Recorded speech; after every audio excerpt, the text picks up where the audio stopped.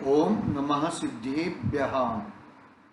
नमो अरिहन्ताणं, नमो सिद्धाणं, नमो आय्याणं, नमो वज्रायाणं, नमो वेसवसाणं। मंगलम भगवान वीरो, मंगलम गौतमो गणि, मंगलम कुंद कुंडार्यो, जैन धर्मोस्तु मंगलम। सर्वमंगल्य मंगल्यम सर्वकल्याणकारकम, प्रधानं सर्वधर्माणां जैनं जयतु शासनं, जैनं जयतु शासनम्। नमः श्री वर्धमानाय निर्दोष्मकलिलात्मने, सालोकानं त्रिलोकानं यद्विद्याधर्मयायते। चेतीले चेतं चेत्या विना किं चाल्सेम्।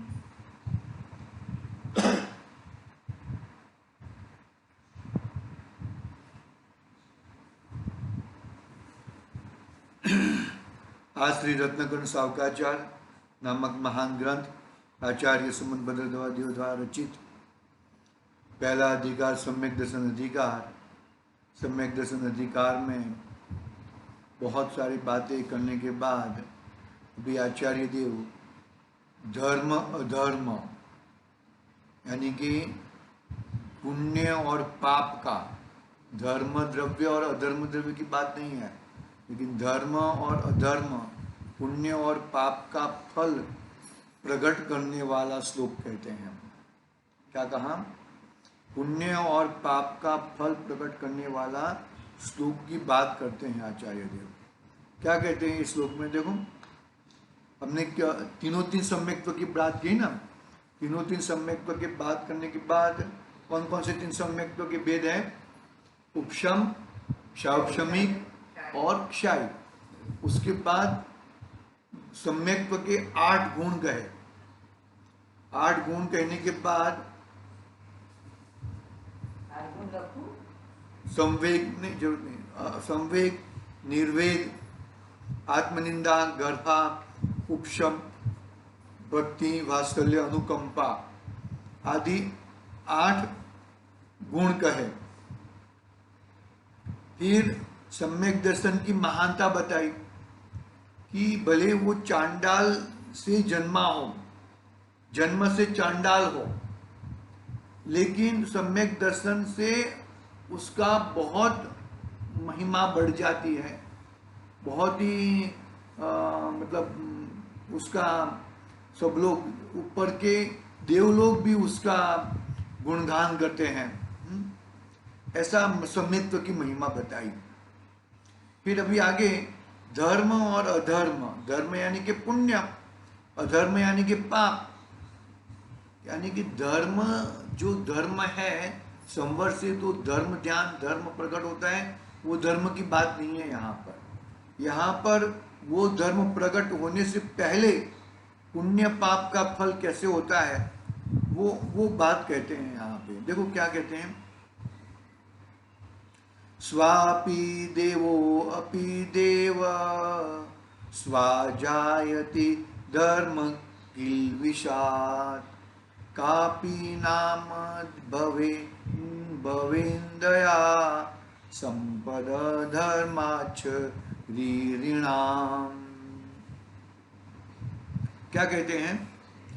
धर्म पुण्य हाँ देखो, धर्म पुण्य के प्रभाव से कुत्ता भी स्वर्ग में जाकर देवों में उत्पन्न हो जाता है, और पाप के प्रभाव से स्वर्गलोक का महान रुधिरधारी देव भी यहाँ आकर कुत्ते के रूप में उत्पन्न हो जाता है। प्राणियों को वचनों से जिसका वर्णन नहीं किया जा सकते हैं, ऐसे अहिमिंद्र की संपदा तथा अविनाशी मुक्ति संपदा धर्म के प्रभाव से प्राप्त होती है। क्या कहा? जो स्वर्ग की संपदा प्राप्त होती है, ऐमिंद्र आदि संपदा प्राप्त होती है, वो धर्म यानी कि पुण्य से प्राप्त होती है, पाप से प्राप्त नहीं होती है। लेकिन वो कहेंगे कि कैसा है पुण्य, कैसे प्रकट होता है। क्या पहले तो क्या कहा कि कुत्ता मरकर स्वर्ग में जा सकता है और वहां का रुधिरधारी देव मरकर कुत्ते में आ सकता है। क्यों ऐसा? अरे भाई तू जैसे परिणाम करेगा, जैसे अपने अपना हाँ हाँ, मुनि महाराज देवलोक में थोड़ी मुनि महाराज होते हैं। देवलोक में तो स्वर्ग का देव रुधिरधारी देव भी यहाँ आकर कुत्ते के रूप में उत्पन्न हो जाते हैं। प्राणियों को परिणाम बदल जाए, मिथ्या तो उल्टी मान्यता रहे तो वो कैसे, वो उसका पुण्य खाक हो जाता है, पुण्य पाप में कन्वर्ट हो जाता है। और ऐसा पाप पुण्य में भी कन्वर्ट हो सकता है, पाप का भी नाश हो जाए और पुण्य हो जाए। ऐसा है, बहुत सारे ऐसे बहुत सारे किस्से हैं। देखो यहाँ पर क्या कहते हैं, प्राणियों को वचनों से जिसका वर्णन नहीं किया जा सकता है, ऐसी अहिमिंद्रों की संपदा तथा अविनाशी मुक्ति संपदा धर्म के प्रभाव से प्राप्त होती है। धर्म के प्रभाव से ही और अधर्म के प्रभाव से यानी कि पाप के प्रभाव से यह जीव कुयोनि में चला जाता है और धर्म के प्रभाव से स्वर्ग की संपदा इत्यादि मिलती हैं। देखो भावार्थ, मिथ्यात्व के प्रभाव से दूसरे स्वर्ग तक का देव एकेंद्रिय में जाकर उत्पन्न हो जाता है, मिथ्यात्व के प्रभाव से। आई बात है? मतलब मिथ्यात्व टूटा है तो ही उसको सच्चा पुण्य प्रकट होता है। यदि मिथ्यात्व के सहित वाले जीव को सही पुण्य मतलब अखंड पुण्य प्रकट नहीं होता, ऐसा कहते हैं। देखो मिथ्यात्व के प्रभाव से दूसरे स्वर्ग तक का देव एकेंद्रिय में आकर उत्पन्न हो जाता है, अनंतानंत काल तक त्रस्थावरों में परिभ्रमण करता फिरता है। 12वें स्वर्ग तक का देव मिथ्यात्व के प्रभाव से पंचेंद्रिय त्रियंच में आके उत्पन्न हो जाता है। इसीलिए मिथ्यात्व भाव महा अनर्थकारी जानकर सम्यक्त्व का ही प्रयत्न करना योग्य है। मतलब सही मायने में पुण्य किसको होता है? मिथ्या दृष्टि को पुण्य मतलब बहुत तुच्छ पुण्य होता है, और सम्यक दृष्टि जो करता है, धर्म की आराधना करता है, उसको उत्कृष्ट पुण्य होता है। और यदि सम्यक दृष्टि जीव को थोड़ा बहुत भी पाप आ गया, पाप का उदय आ गया और वहां पे जुड़ा हो गया, तो भी उसको कम पाप लगता है, और मिथ्या दृष्टि को तो पाप के ढेर सारे लगते हैं। क्यों ऐसा? क्योंकि उसकी मिथ्या दृष्टि की मान्यता उल्टी है। वो जो भी कार्य करना चाहता है उसका फल चाहिए, और सम्यक दृष्टि जो भी कार्य करता है हर कार्य में वो अपने आत्म स्वभाव के पास जाना चाहता है। ऐसा नहीं है कि मुझे मिथ्या दृष्टि क्या करेगा, भाई मैंने इतने पैसे दिए हैं, आप मेरा इतना इतना इतना इतना ऐसा नाम लिखो, मुझे ये मुझे फैसिलिटी दो। ऐसा मिथ्या दृष्टि का एक ऐसा रहता है। सम्यक दृष्टि ठीक है भाई, ये दिया है आपके, ठीक है आपकी योग्यता से कर लो जो भी करना है वो। बाकी ऐसा मतलब कहने का भावार्थ ऐसा है कि कैसा भी करके हमें सम्यक्त्व की प्राप्ति करना चाहिए। सम्यक्त्व की प्राप्ति अपने आत्म प्रभावना, अपने आत्मा के भंडार से, आत्मा से ही, अपने स्वभाव से ही अपना सम्यक दर्शन की प्राप्ति होती है। देखो मिथ्यात्व भाव महा अनर्थकारी जानकर सम्यक्त्व का ही प्रयत्न करना योग्य है। मतलब सम्यक दृष्टि का पुण्य बहुत जबरदस्त पुण्य रहता है, और मिथ्या दृष्टि का पुण्य करने के लिए बहुत सारा करे तो भी इतना पुण्य होता है, और सम्यक दृष्टि इतना करे और इतना पुण्य होता है, क्योंकि उसकी कर्ता बुद्धि हट गई है। उसको ऐसा भाव से वो कार्य नहीं करता कि मुझे पुण्य हो जाए, मुझे पुण्य की मैं धर्म करता हूँ और पुण्य हो जाए, ऐसा उसकी भावना होती नहीं है। बरोबर है। इस तरह अपना 29वें नंबर का श्लोक पूरा हुआ। बहुत छोटे छोटे अभी श्लोक हैं, आगे बढ़ेगा। 30वें नंबर का श्लोक प्रारंभ करते हैं। अब कुदेवादि सम्यक दृष्टि के वंदन योग्य नहीं है, ऐसा श्लोक कहते हैं। कुदेव को सम्यक दृष्टि नमन नहीं करते, है बस समझ। टोडरमल साहब का टोडरमल साहब का मौत क्यों हुआ? टोडरमल साहब को का मौत से क्यों, मतलब उनका क्यों ऐसा मार दिया गया? तो वो अन्य देवी देवताओं को मानते नहीं थे, और अन्य देवी देवताओं का जैसा स्वरूप था ऐसा स्वरूप लिखा मोक्ष मार्ग प्रकाशक में। इसके लिए उनको अन्य लोगों ने राजा को चढ़ाया, और राजा वाजा ने वांदरा। आप ऐसा करते हो, आप गलत काम करते हो, आपको बायकात मौत की फरमान दी जाती है।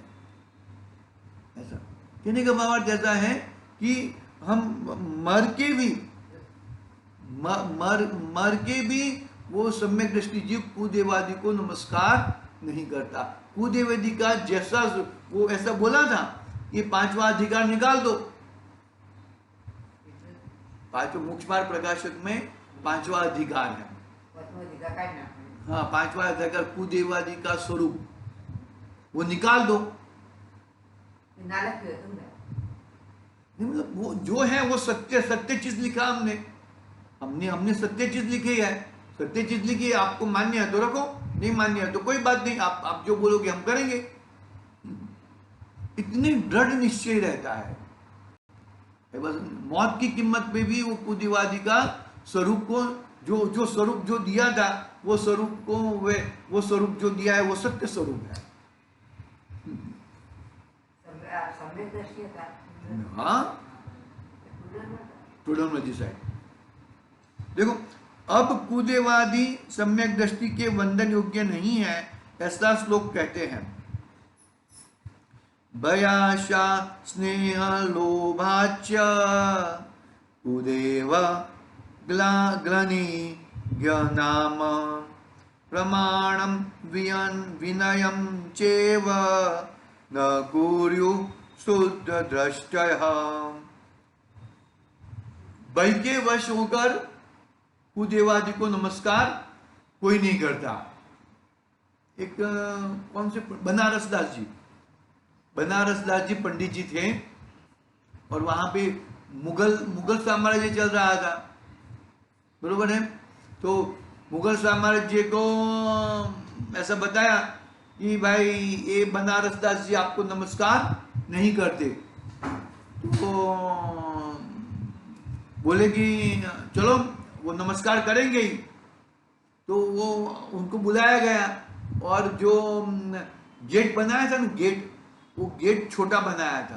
तो छोटा बनाया तो कैसे भाई, ऐसा झुक के जाना पड़े, ऐसा वहां पे राजा बैठा है और ऐसा झुक के जाना पड़ेगा तो ऑटोमेटिक नमस्कार हो जाएगा। ऐसा गेट बनाया। तो बनारस दास जी ने क्या किया मालूम है? पहले पैर डाले, फिर मस्तक डाला। पहले छोटा वैसे नहीं गया, पहले पैर डाले फिर मस्तक डाला। मतलब हम कुदेव कौन सी भी कीमत पे हम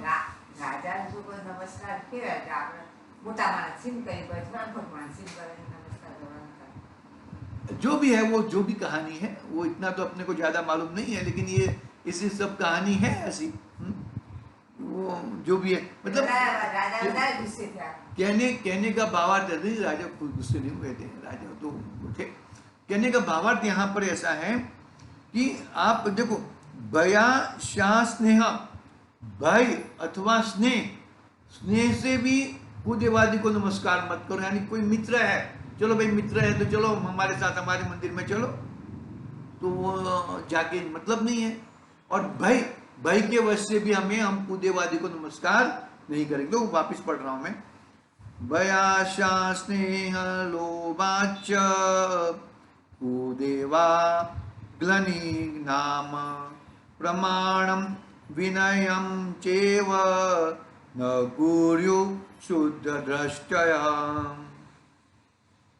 जो शुद्ध सम्यक दृष्टि हैं वे भय से, आशा से, स्नेह से, लोभ से, कुदेव, कुआगम और कुलिंगधारियों को प्रमाण नहीं करते, प्रणाम नहीं करते, विनय नहीं करते। जो काम, क्रोध, भय, इच्छा, क्षुधा, तृषा, राग, द्वेष, मद, मोह, निंद्रा, वश, विषाद, जन्म, मरण आदि दोषों सहित है वे सब कुदेव है। 18 दोष कहे ना, 18 दोषों से रहित हमारे अर्जुन भगवान होते हैं और 46 गुणों से सहित होते हैं। वही हमारे वितरागी देव हैं। इसके अलावा और कोई वितरागी देव नहीं है। लेकिन क्या है कि सम्यक दृष्टि भय से, आशा से, स्नेह से, लोभ से, कुदेव, कुआगम और कुलिंगधारी को प्रणाम नहीं करते। बहुत है भाई, समझ में आया कि नहीं आया? कुदेव, कुआगम और कुलिंगधारी। लिंग अच्छा है, लिंग सही है, लेकिन सम्यक्त्व नहीं है। ऐसा कहते सदा सुखदास जी।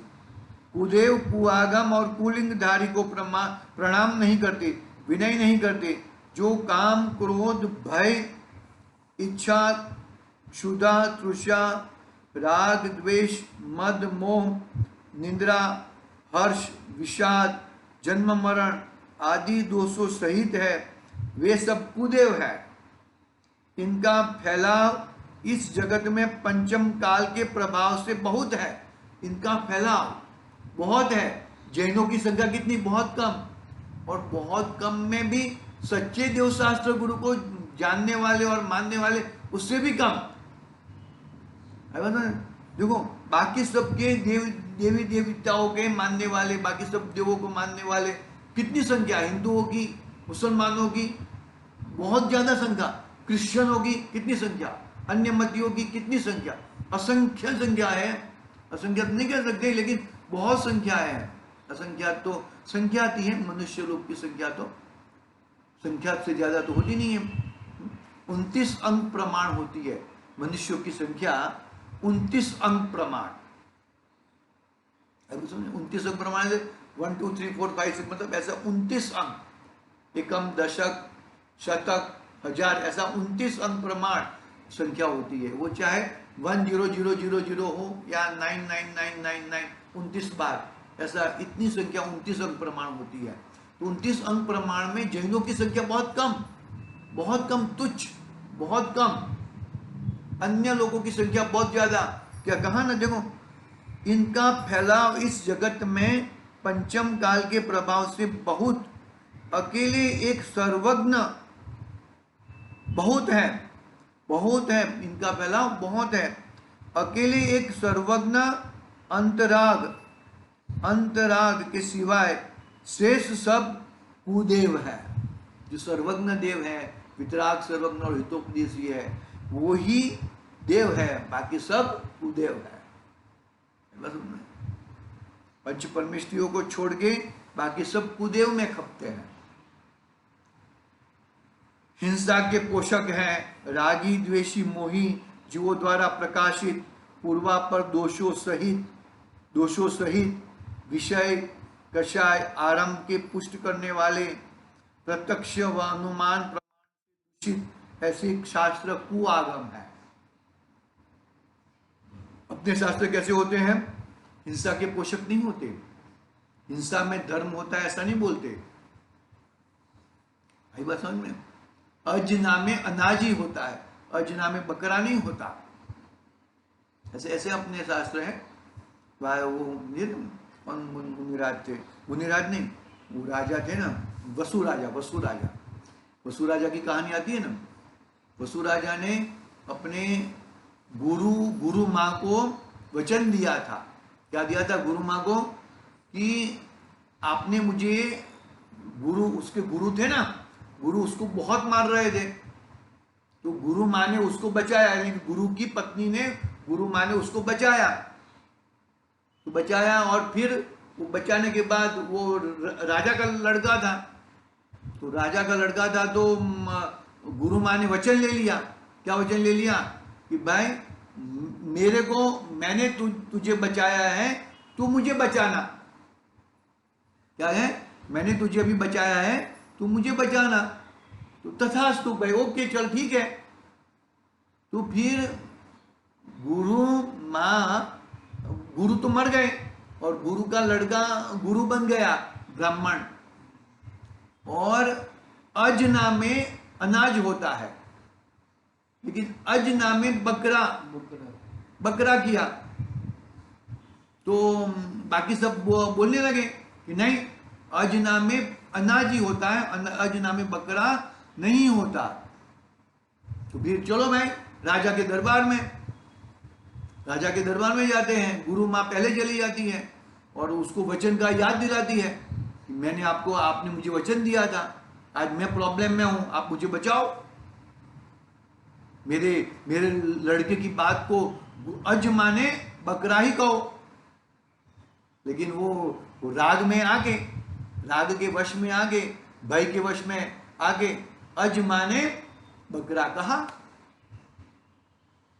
तो वहां से सीधे वसु राजा सीधे नरक में चले गए, सीधे तत्काल अज नामे बकरा गया।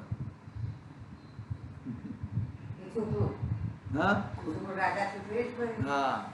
छोकरा, लड़का, राजा का लड़का तो राजा होता है ना, तो राजा हुआ था वो, उसके पिताजी एक्सपायर हो गए, जो जो उसके पिताजी राजा थे वो, तो ये राजा राज कर रहा था। तो बताया कि भाई मैंने तुमको वचन दिया था, तुमने मुझे वचन दिया था, वचन को याद। ऐसा मतलब ऐसे स्नेह से, ऐसे भय से कोई भी गलत बात करनी नहीं चाहिए हमें, कोई भी गलत बात नहीं करनी। कोई गलत बात करता है तो उसको टोकना चाहिए, सही बोलता हूं मैं। कोई पंडित जी के बारे में कोई बोल दे कि भाई पंडित जी आपको किसने बताया कि वो पैसों से प्रवचन करने वाले हैं, बोलना चाहिए, ठपका देना चाहिए। नहीं, ऐसा नहीं है। हाँ, इनके फैलाव, देखो क्या होता है, उनके फैलाव इस जगत में पंचम काल के प्रभाव से बहुत है। अकेले एक सर्वज्ञ अंतराग के सिवाय अन्य शेष सब कुदेव है। हिंसा के पोषक, रागी देशी मोही जीवों द्वारा प्रकाशित पूर्वापर दोषों सहित विषय कषाय आरंभ के पुष्ट करने वाले प्रत्यक्ष व अनुमान प्रमाण से दूषित ऐसे कुशास्त्र आगम है। आगम नहीं है, क्या है? कुआगम है। जो राग द्वेष की बात करता हो, पूर्वापर दोषों सहित हो, पूर्वापर यानी कि जो सर्वज्ञ भगवान ने जो बात कही है, अरिहंत परमात्मा ने जो बात कही है, वो बात बरोबर बैठनी चाहिए। अभी यहाँ पर एक बात करे और आगे की बात को कट करे, ऐसा पूर्वापर दोष नहीं होना चाहिए। विषय कषाय आरंभ से पुष्ट करने वाले प्रत्यक्ष व अनुमान प्रमाण से दूषित ऐसे शास्त्र कुआगम है। हिंसादि 5 पाप के त्यागी, आरंभ परिग्रह रहित, देह के संबंध में निर्मम, उत्तम क्षमादि 10 धर्म के धारी, दोष टालकर अयाचक वृत्ति सहित, दीनता रहित, निर्जन स्थान में बसने वाले, ध्यान अध्ययन में निरंतर प्रवर्तने वाले, 5 इंद्रियों के विषयों के त्यागी, 6 काय के जीवों की विराधना के त्यागी, एक बार मौन से पर का दिया रस निरस, आपके निमित्त से नहीं बनाया गया भोजन, रत्नत्रय का सहायक, काय की रक्षा के निमित्त से ग्रहण करने वाले ऐसे नग्न मुनिराज का वेश, एक वस्त्र के धारक एलक व कोपिन के धारक सुल्लक का वेश, तथा एक वस्त्रधारी आर्जिका का वेश, इन इन तीन के सिवाय अन्य अनेक वेशधारी करते हैं, वे सभी कुलिंग है। क्या कहा? ये कितनी अच्छी बात कही, पूरी पूरी बात कही दी अपने को। मुनिराज की भी आगे सब पूरी बात आगे देखो क्या कहा।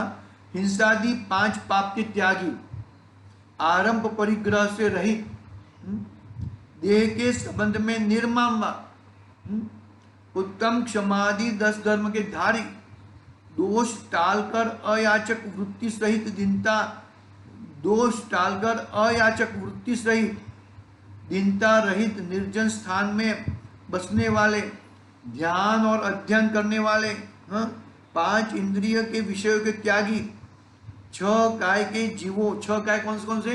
एक त्रस और 5 स्थावर,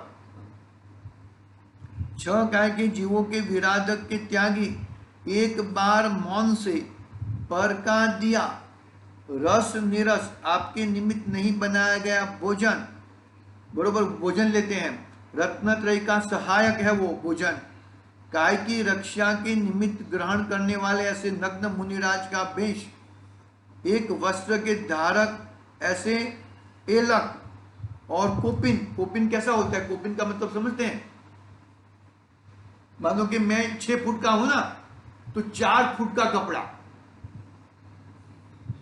पैर ढंके तो छाती खुली रहे, गर्दन खुला रहे, और गर्दन ढके तो पैर खुले रहे, उसको कोपिन कहते हैं। ये तो रहता ही है, क्या बोलते हैं, लंगोट तो रहती है, शुल्लक जी को लंगोट रहती है, और एलक को नहीं, एलक को सिर्फ लंगोट रहती है, और शुल्लक जी को कोपिन रहता है, कपड़ा ऊपर का एक दुपट्टा टाइप। तो दुपट्टा कितना है? ऐसा 6 फुट का 7 फुट का दुपट्टा नहीं रहता, ओढ़ने में काम ना आए, वो सिर्फ यदि पैर ढंगे हैं तो छाती पर आएगा, यहाँ तक आएगा, और मस्तक ढंकेंगे तो पैर खुले रहेंगे। हम लोग ओढ़ते हैं तो पूरा ओढ़ लेते हैं ना, पूरा ओढ़ लेते हैं, पूरा यहाँ से और नीचे पैर के नीचे से ओढ़ लेते हैं। ऐसा शुल्लक मुनिराज, शुल्लक जी है, वो ऐसा नहीं ओढ़ सकते, वैसा कपड़ा नहीं रहता उनका। शुल्लक जी ने लंगोट तो है, एलक जी ने शुल्लक जी ने दोनों को लंगोट रहती है, लेकिन शुल्लक जी को कोपिन भी रहता है, यानी कि एक दुपट्टा टाइप रहता है ऐसा। और एक वस्त्र की धारण करने वाली आर्जिका, इन 3 वेशों से सिवाय समस्त वेशधारियों को सम्यक दृष्टि विनय नमस्कार नहीं करता। ऐसे कुदेव, कुशास्त्र और कुलिंग धारियों को भय, आशा, स्नेह, लोभ से सम्यक दृष्टि नमस्कार नहीं करता, विनय नहीं करता। कोई आशा नहीं, कोई भय के वजह से ऐसा वो कोई कार्य करता नहीं है। देखो भावार्थ पढ़ता हूं मैं यहाँ पर। सम्यक दृष्टि कुदेवों को भय से नमस्कार नहीं करता।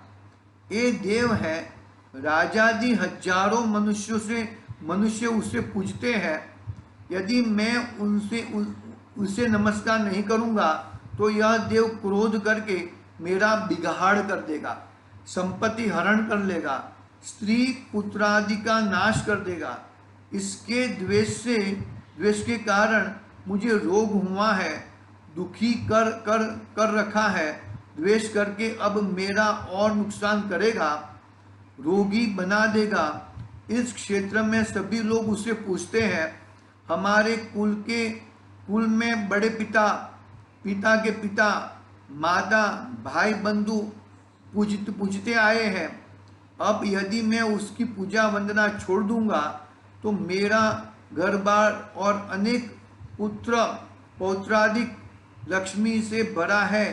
कहीं किसी का मरण, धन हानि, रोगादि हो जाए तो मुझ पर आरोप आएगा और मुझे बड़ा भारी दुख आ पड़ेगा, जो बड़ा अनर्थ होएगा। सम्यक दृष्टि ऐसे नमस्कार नहीं करते। क्या कहा? नमस्कार नहीं करूंगा। बड़े पिता नमस्कार करते हैं, पिता नमस्कार करते हैं, पिता के पिता नमस्कार करते हैं, पिता खुद के पिता नमस्कार करते हैं, भाई बंधु सब लोग नमस्कार करते हैं। फिर भी मैं ऐसा कुलाचार के हिसाब से मैं नमस्कार करूंगा, ऐसा मैं नहीं करूंगा। ऐसा है।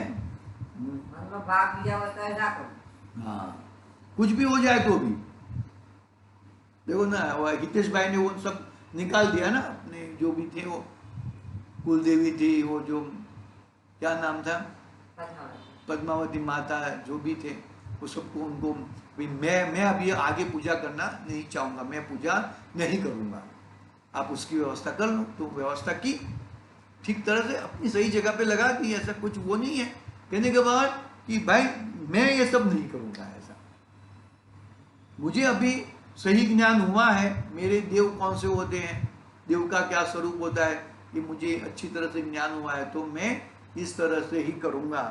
ऐसा बहुत बड़ा कुछ भी अनर्थ आ जाए तो भी मैं इसको नमस्कार नहीं करूँगा। देखो आता है, बैठता है ना टोडरमल साहब का, ये चीज़ में बैठता है कि नहीं बैठता है। ठीक है, अपनी बात यहाँ तक रखते हैं, आगे की बात कल करेंगे। सजानंदी शुद्ध स्वरूप